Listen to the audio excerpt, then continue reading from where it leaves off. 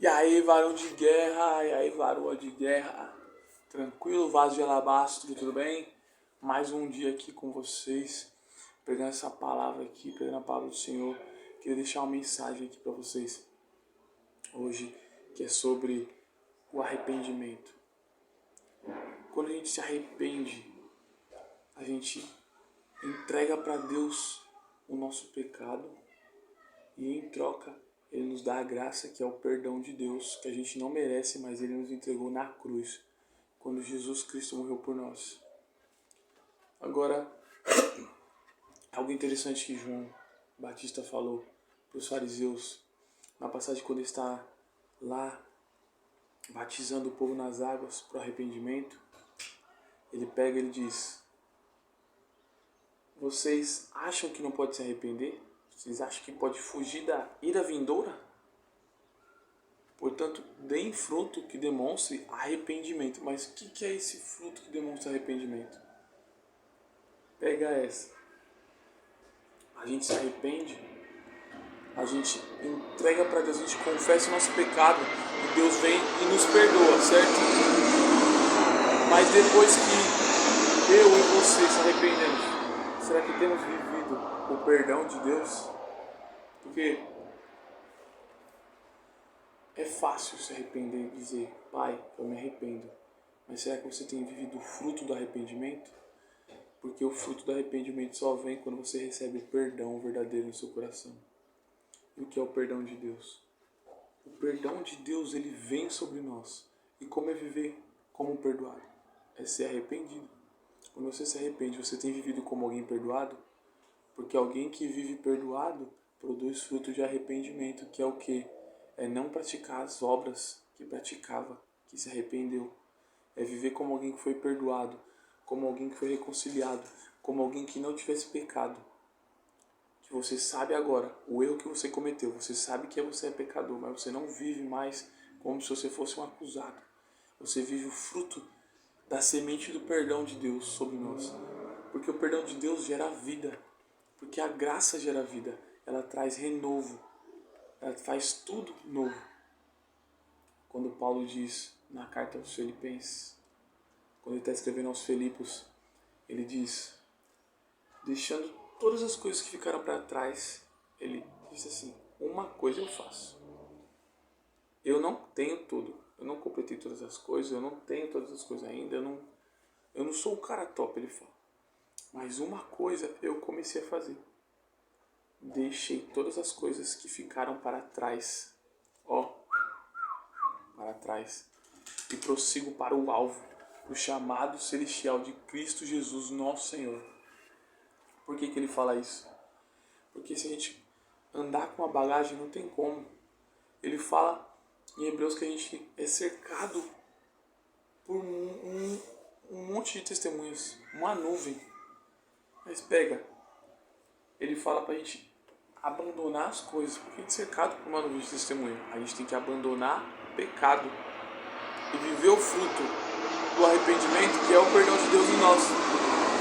Sabe o que é o perdão de Deus? Sabe quando Deus mandou o povo para o exílio? Ele disse: por 70 anos vocês vão ficar no exílio. Sabe por quê? Porque era para eles trabalhar durante 6 anos na terra e no 7º ano não era para fazer nada. Nossa, pensa que bênção, não é para fazer nada.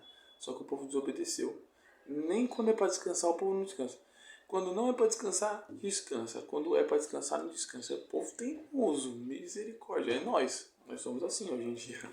Não vamos falar que nós não é, que nós é assim. Muitas vezes a gente é teimosão com Deus. Mas o que ele nos disse? Daniel fala: estou estudando aqui as cartas e falei: caramba, vi que era 70 anos que o povo ia passar. Mas por que o povo ia passar 70 anos?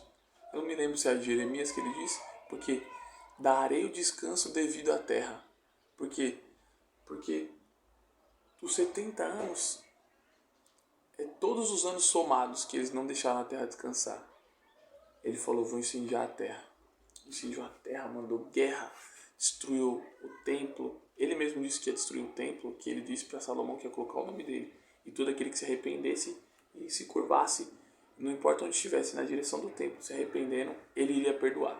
E hoje não é diferente. Todo aquele que se rende diante da cruz, e se arrepende, no nome de Jesus Cristo, pelo sangue dele, nós somos perdoados e recebemos a graça de Deus sobre nossa vida.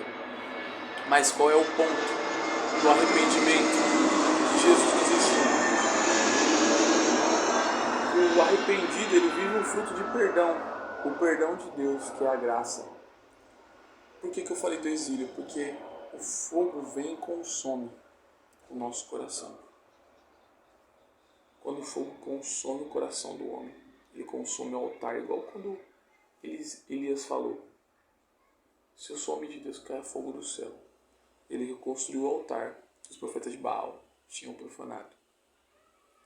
E cercou com 12 pedras, representando as 12 tribos de Israel, e jogou água. Fez uma vala e jogou água. E pediu a Deus para que caísse fogo do céu. O fogo caiu, lambeu a água do chão, queimou, e o altar continuou lá. Mas olha o mistério. O altar podia estar reconstruído. Você pode estar até arrependido, mas não saiu a impureza do altar. Elias não limpou o altar. O altar estava impuro ainda. O altar estava maculado, na verdade, né? Ele estava impuro e estava manchado porque haviam sido feitas ofertas de Baal.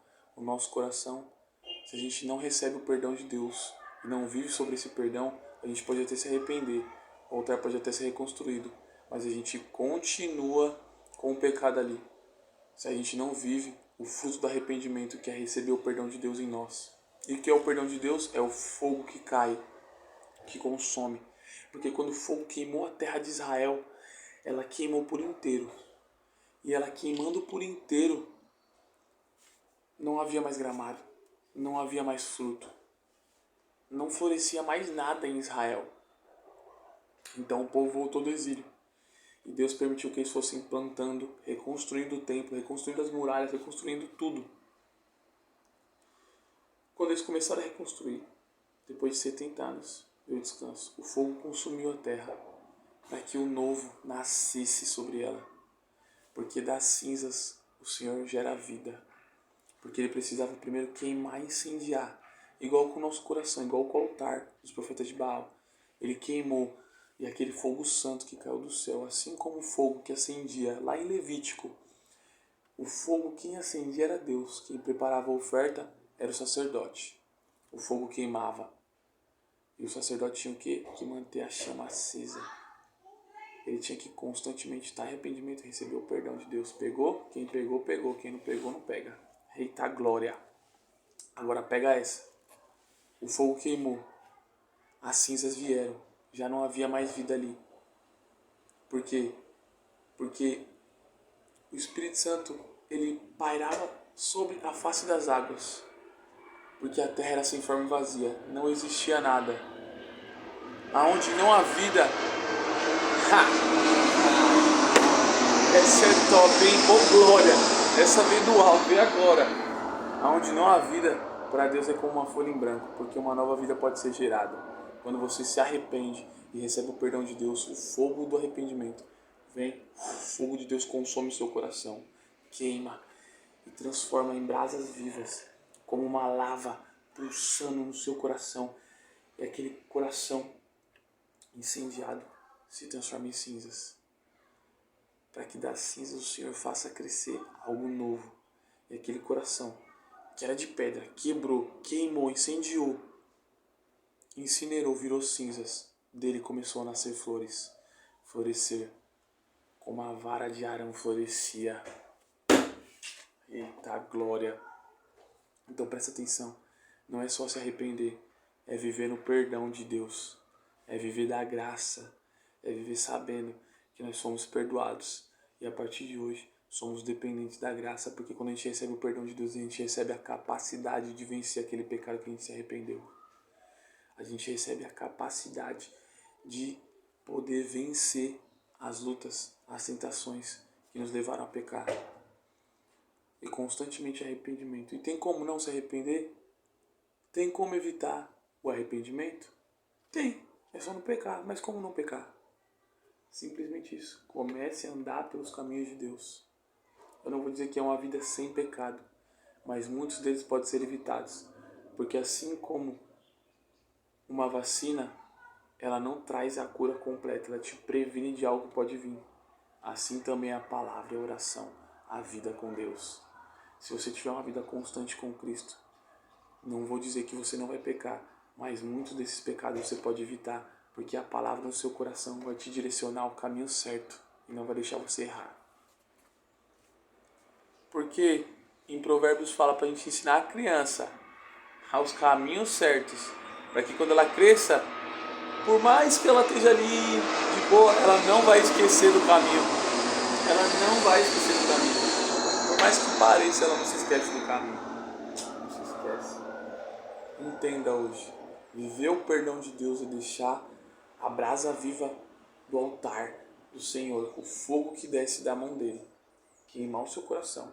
O fogo que desce e queima o altar do seu coração, gerar o perdão. E aquele que é perdoado vive pela graça. E a partir desse momento você vive pelo perdão de Deus. E aí sim, nasce vida em você. Aí você é renovado. Deixando as coisas que ficaram para trás, eu prossigo para o alvo. Eu fui perdoado. Eu já não sou mais aquele pecador. Paulo era um assassino. Sabe como ele se via agora? Como filho de Deus. Porque ele diz em Romanos, miserável homem sou. Quando ele diz que ele quer fazer o certo, mas não consegue. E o errado que ele não quer fazer, ele faz. Sabe o que ele fez? Deixou todas as coisas que ficaram para trás. Ele não vivia mais do passado dele. Ele se arrependia e largava. Falava, agora eu vou ver o perdão. Pum, fui perdoado. Marcha. Ah, pum, pequei. Coloquei uma carga. Larga ela. Se arrepende. Continua. Pum, o alvo. Não perca o alvo. Não deixa de errar o alvo. Não desvia. Não desvia os olhos de Jesus, porque Pedro, quando desviou, afundou nas águas. Mas é que tá. A misericórdia de Deus se renova todas as manhãs. Ele gritou, socorro, Senhor Jesus. Socorro. Deus estendeu a mão e puxou ele. Homem de pequena fé. Porque duvidou. Porque você não viveu no perdão que eu te dei. Você se arrependeu. Mas continuou se sentindo pecador. Continuou vivendo como se estivesse errado. Eu já não te perdoei. Viva como perdoado. Não viva como um pecador, viva como um perdoado. Miserável homem sou. Sabe por que ele era miserável?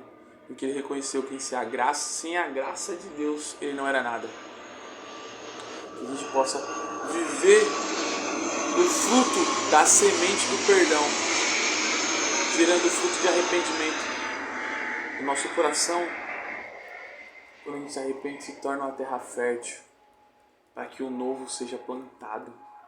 O novo é o perdão de Deus, é a semente da graça do perdão. Deixa a graça te formar, deixa a graça gerar em você um novo de Deus.